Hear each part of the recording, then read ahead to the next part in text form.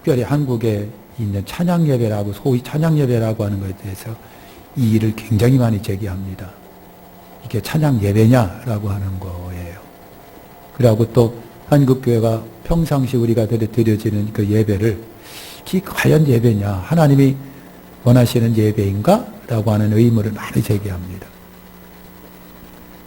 그러면 예배가 뭘까? 어차피 어쩔 수 없이 우리는 성경으로 들어가야 됩니다. 성경에서, 그렇다고 해서 성경이 예배는 이거야, 1 뭐고 2 뭐고 3 뭐야 라고 정확하게 정답을 내려주지는 않습니다. 그런데 구약으로 넘어가서, 구약은 제사입니다. 제사 제도인데, 제사를 이렇게 보면서, 제사 제도를 보면서 여러분 신약의 예배도 구약처럼 제물을 드리지는 않습니다. 만약에 신약에서 염소 잡고 양 잡고 그러면 아마 동물단체가 엄청나게 들고 일어나가지고 고소고발하고 난리법석 피울 겁니다. 내가 참 감사한 건 신약의 제사제도가 그 짐승 잡는 법이 없는 게 고맙고 감사한 거예요.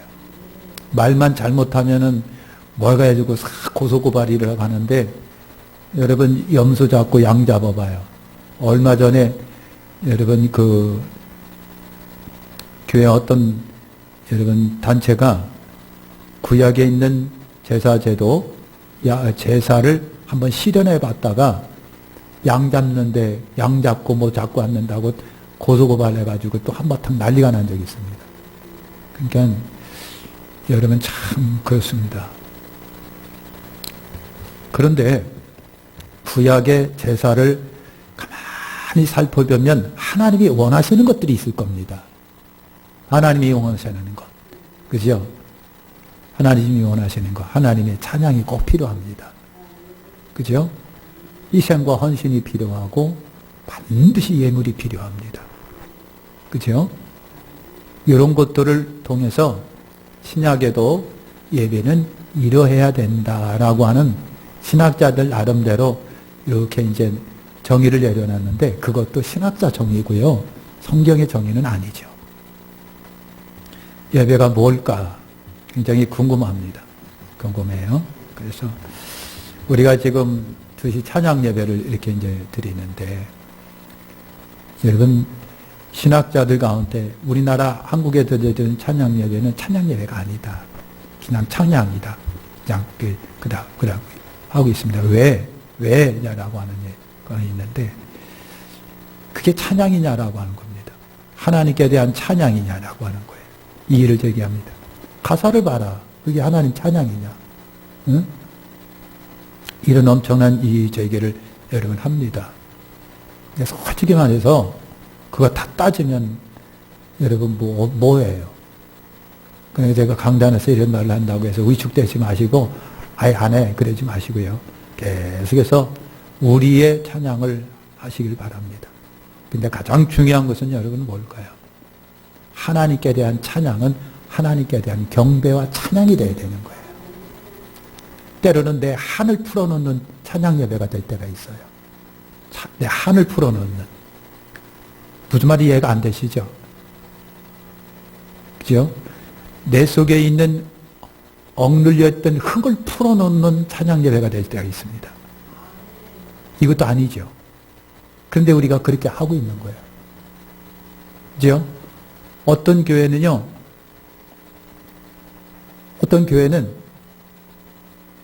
찬양 리더자의 성향에 따라서 찬양곡들이 여러분 정해집니다.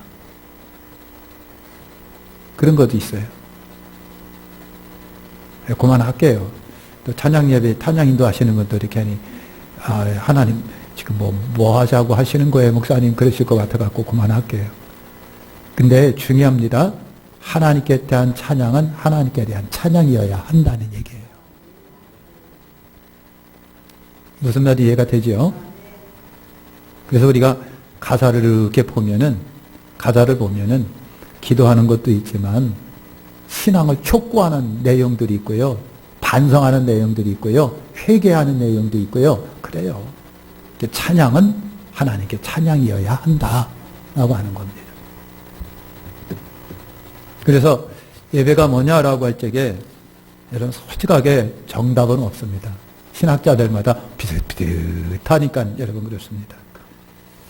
자, 그러면 예배의 대상이 누군지 아시죠?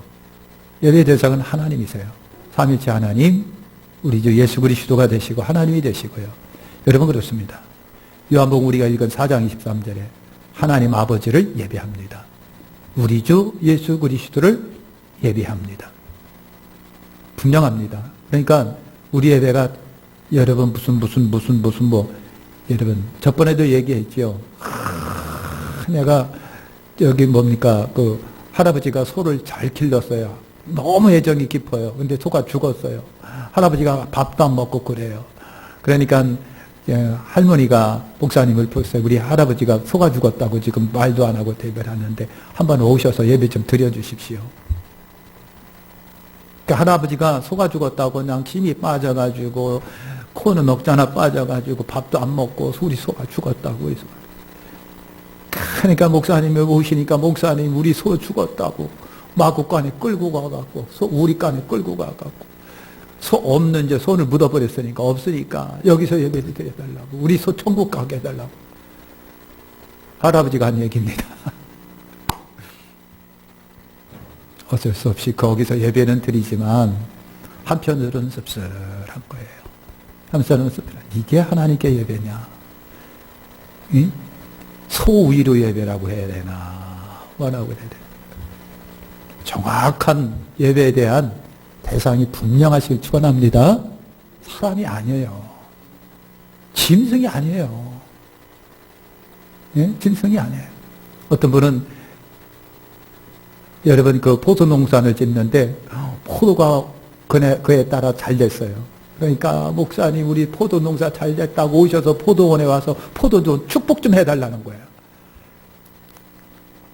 그러면 목사님이 아이고 하나님께 예배지 포도원에서 나무 붙잡고 뭐 예배 드릴 거예요. 뭐 할 거예요. 그러면 또 어떡하고요. 삐져가지고 그럴 줄 몰랐다느니 막 그럴 거예요. 가서 예배는 드리긴 드리는데 물론 거기서 하나님을 찬양하면 되겠지만 여러분 여러 가지 문제들이 있어요. 그러니까 지혜로운 여러분들은 우리 예배 대상이 뭐다? 하나님이시다는 얘기예요. 하나님이신 겁니다. 하나님이신 겁니다. 여러분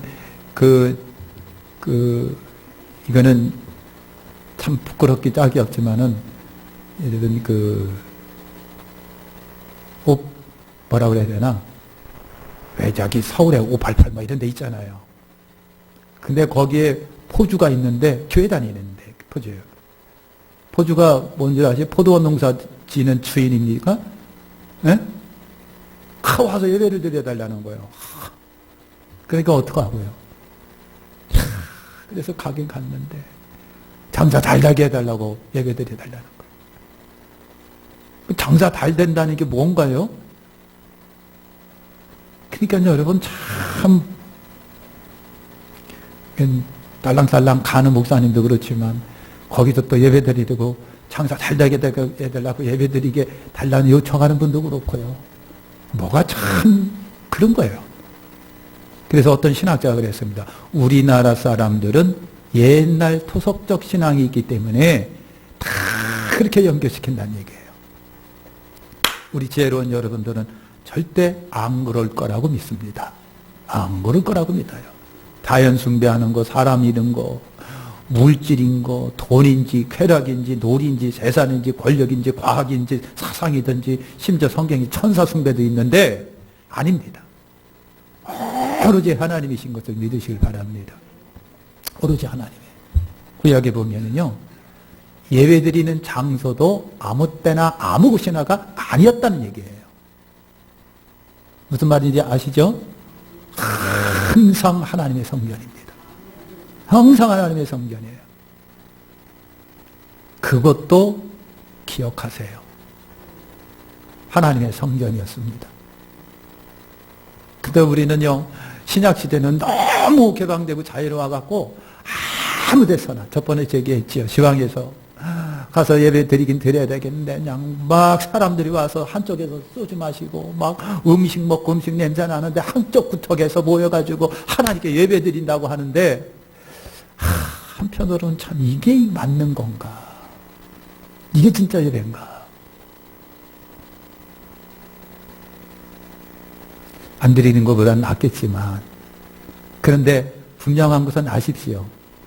우리 하나님 구약에도 보고 신약에도 보면요 항상 하나님께 정해진 장소가 있었습니다. 회당, 성전 예배에 있었습니다. 그죠? 그리고 그 종세도 보면은요 종교개혁 일으켰던 분들도 보면 항상 성전에서 그렇게 예배를 드렸어요.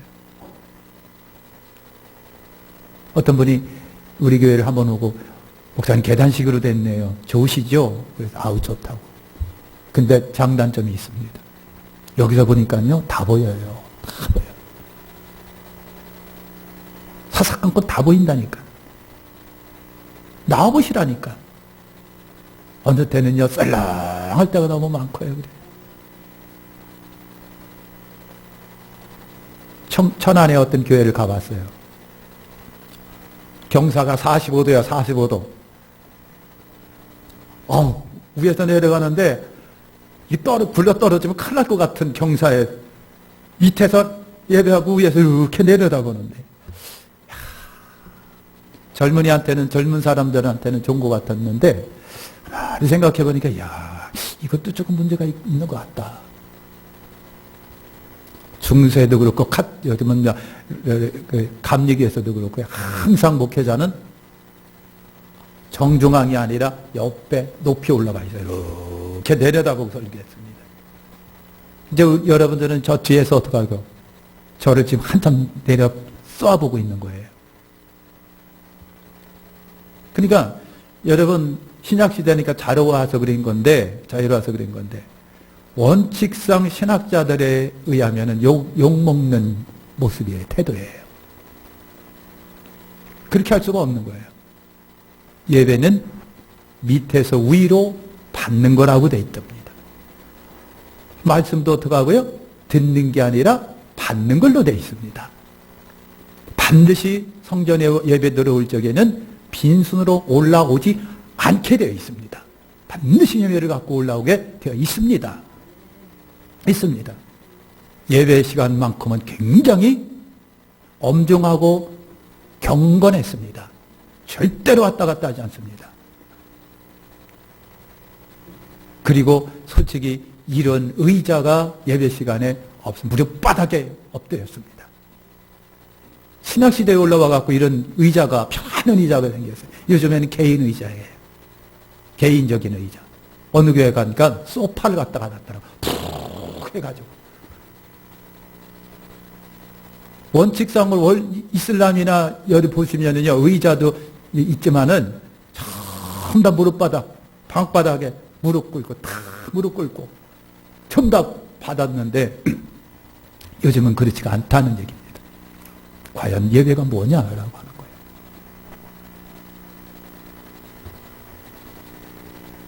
오늘 우리도 우리 한국 시대에 맞게 이렇게 이제 예배가 여러분 드려지고 있습니다. 자, 다른 거 안 하겠습니다. 여러분, 하나님께 예배 드립니다. 예배의 원리는 그렇습니다. 감히 죄인된 인간이 하나님 앞에 예배 드릴 수 있을까요? 없을까요? 없습니다. 진짜 없습니다.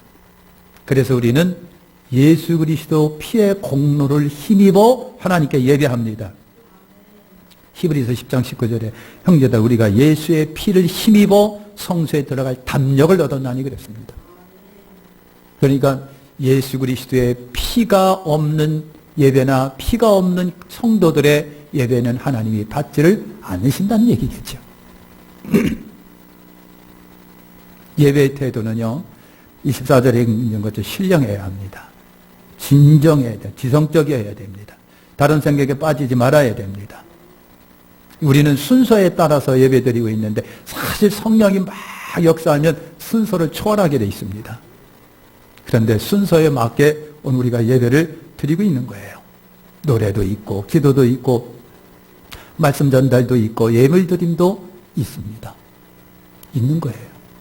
그러니까 어떻게 보면은요, 정말 예배 시간에는 찬송도 찬양도 있고 감사의 기도도 여러분 있어야 돼요. 하나님이 내려주시는 메시지 말씀들이 있어야 돼요. 거기에 대한 보답과 보답으로 하나님께 정석 드리는 예물이 있어야 돼요. 이거는 빠지지 않는 순서 중에 A, B, C들입니다. 이런 것들이 빠지면 안 되게 돼 있잖아요.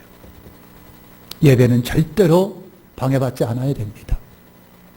그래서 예배 시간에 되면 미리 다 흘러와서 문을 닫아버려야 돼요. 뒤에 있는 문을 탁 닫아버리고 더 이상 출입이 안 되도록 한 다음에 경건한 분위기로 만들어 예배를 드려야 되는데요. 근데 여러분 그렇지를 못하잖아요. 절대로 사탄이 방해 놓지 못하도록 어떻게 하고요? 기도로 담을 쌓아야 돼요. 미리 오셔서 기도로 담을 쌓으셔야 돼요. 저를 위해서 담을 쌓아주시고 주변에서 사탄이 역사하지 못하도록 기도의 막을 다 쳐야 되는데 기도는 뭐냐 늦게 와가지고 그냥 겨우 앉았다가 가시니 안 되잖아요. 여러분 예배를 방해하는 것들이 몇 가지 있습니다. 몇 가지 있는데 긴장한다고 하니까 그냥 더 길게 못하는 자기 의지 내 의지가 아닌 거예요. 예배는요. 여러분 레위기 10장 나답과 아비후는 하나님 앞에 다른 불로 제사 드리다가 어떻게 했다? 죽었어요. 저주받아 죽었어요. 하나님이 정해주신 불이 있는데 근데 그들 속에는 이것도 불인데 뭘 그 불이나 이 불이나 불은 불인데 라고 하는 거예요. 오늘 성령이 여러분 가운데 말씀 가운데 깨달음을 주실 때 아멘 하시기 바랍니다. 이것도 불인데 뭘. 근데 아닙니다. 하나님이 내려주신 불입니다. 똑같은 불인데 뭘. 이렇게 할 때가 우리 굉장히 많아요. 똑같은 불인데 뭘. 똑같은 예배인데 똑같은 자리인데 뭘. 아닙니다. 하나님이 내려주신 불이 아닌 자기들 임의로 불을 갖다가 제물 드리다가 그 불에 타서 죽었습니다. 자기 의지가 안 됩니다. 또 하나는 속된 마음입니다. 여러분 신자는 세상에 있으나 그러나 절대로 세속적이지 말아야 됩니다. 우리 저나 여러분이나 세상에 있으나 속되지는 말아야 된다. 세상에 살고 있으나 세상에 속하지는 말아야 된다. 라고 하는 거예요. 그러니까 여러분 요한복음 17장 11절과 15절에 나는 세상에 더 있지 아니하오나 저희는 세상에 있사옵고 나는 아버지께 가오니 거룩한 아버지에게 주신 아버지 이름으로서 이를 보전하 소리와 같이 저희도 하나 되게 앞서서 세상에 있는 저들을 세상에 있는 저들을 아버지 우리처럼 하나가 되게 해주세요. 예수님이 기도해요. 그러니까 속된 마음으로 하나님께 예배드릴 수 없습니다. 속된 마음으로.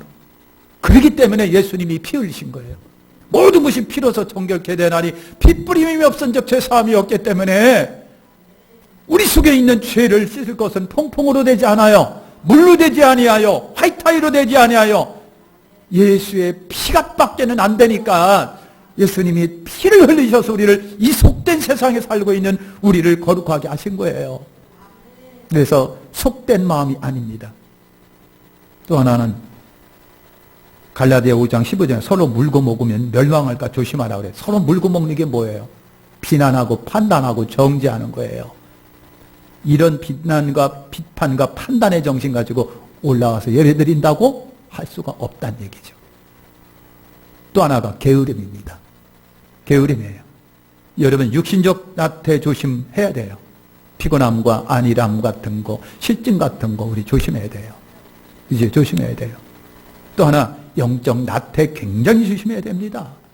기도와 찬양과 예배의 근본적 욕구가 사라지는 것이 게으름이에요. 영적 게으름.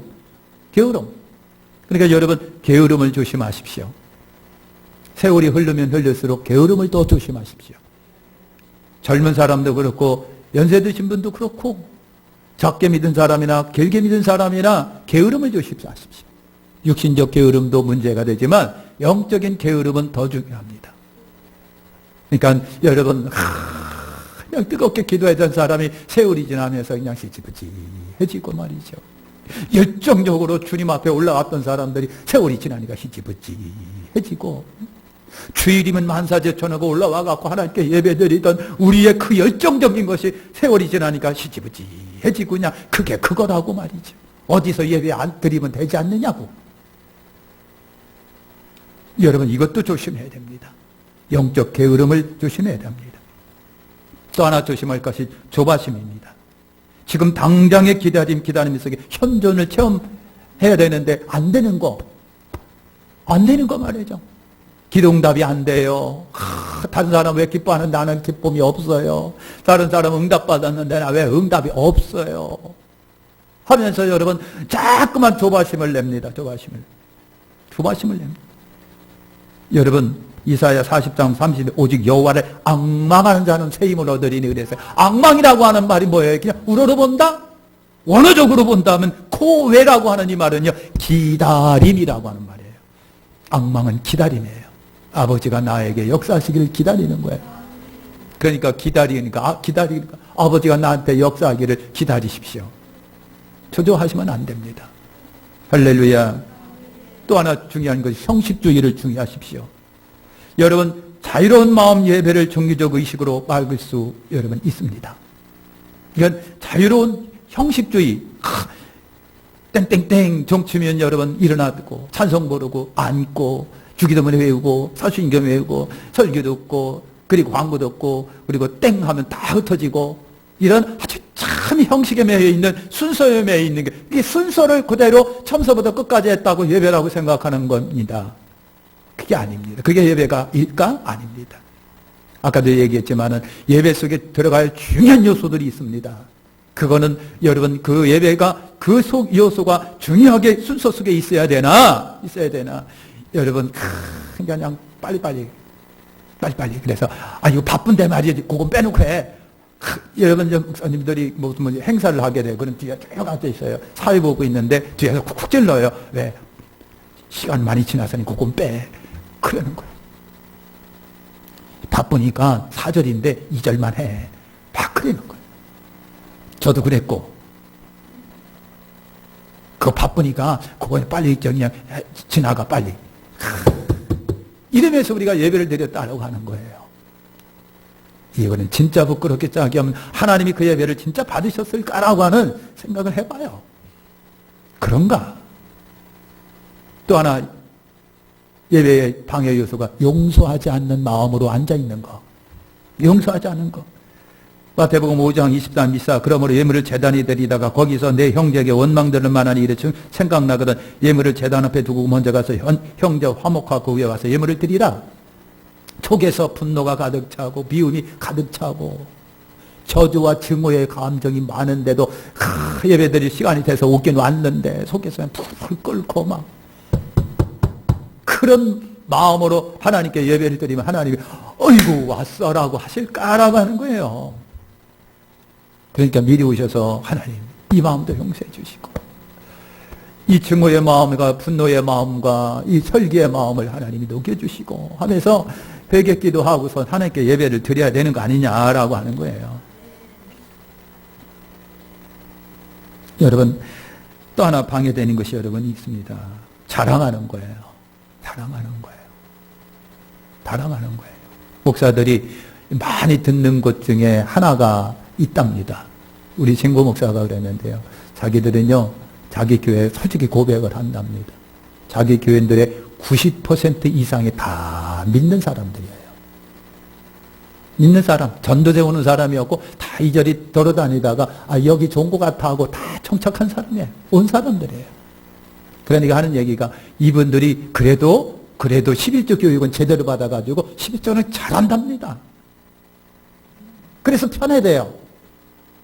여러분 그런 거예요. 그런데 문제가 있습니다. 목사님, 제가 다니던 교회에서는 그렇게 안 그랬어요. 목사님, 제가 다니던 교회에서는 이랬어요. 그 말할 것 같으면 왜 왔느냐고! 이것이 목사님들, 한국교회 목사님들이 가장 많이 듣는 얘기랍니다. 가장 많이 듣는 얘기. 제가 다니는 교회에서는요, 이렇게 했거든요. 근데 여기는 다르네요. 그 말을 할 때 이게 그러시냐고. 그러나 한편으로는 씁쓸하답니다. 사랑하는 성도 여러분, 때로는 학식 자랑하고, 저는 이렇게 배웠는데요. 쟤는요, 그 성경 이렇게 배웠는데요. 하면서 자기 자랑을 하는 거예요. 무슨 자랑하고, 지연 자랑하고, 무슨 뭐, 배운 자랑하고, 뭐, 성경 공부 교육받은 자랑하고 막 하는 거예요. 이것이 여러분 예배의 큰 방해 요인 중에 하나입니다. 여러분, 예배가 진짜 뭘까? 솔직히 말해서 여러분 저 자신도부터가 예배가 뭔지 잘 모르겠어요. 중요한 거는 하나님께 드려진다고 하는데 하나님이 어떤 예배를 받으시고 기뻐하실까라고 하는 거에 대해서는 솔직히 여러분 이게 FM으로 정식 정답 아니면 여러분 정확한 정답을 여러분 이게 내놓을 수가 없어요. 만약에 알려면은요, 구약으로 돌아가 봐야 돼요. 제사 드렸던 모습도 봐야 돼요. 이스라엘 사람들은 이제까지 역사적으로 하나님께 어떤 예배를 어떻게 드렸을까? 그것도 한번 조사해 봐야 돼요. 그러나 신약에 와서는요, 굉장히 예배가 자유스러워졌다. 그리고 어떤 순서에 입각하여 드리고 있는데 그 순서 속에 마땅히 성도가 교인이 하나님께 해야 할 사항들은 다 포함이 되어 있습니다. 잘못하면 여러분 순서주의, 형식주의에 빠져서 거기에 은혜롭고 신령함이 결여될 수도 있어요.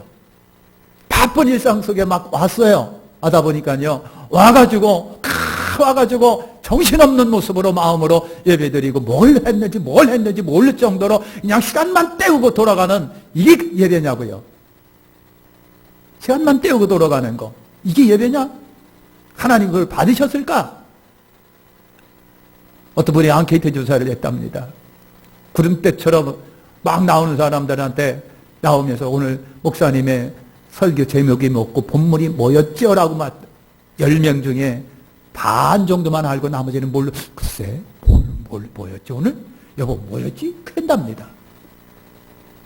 아니 1시간도 안 지났는데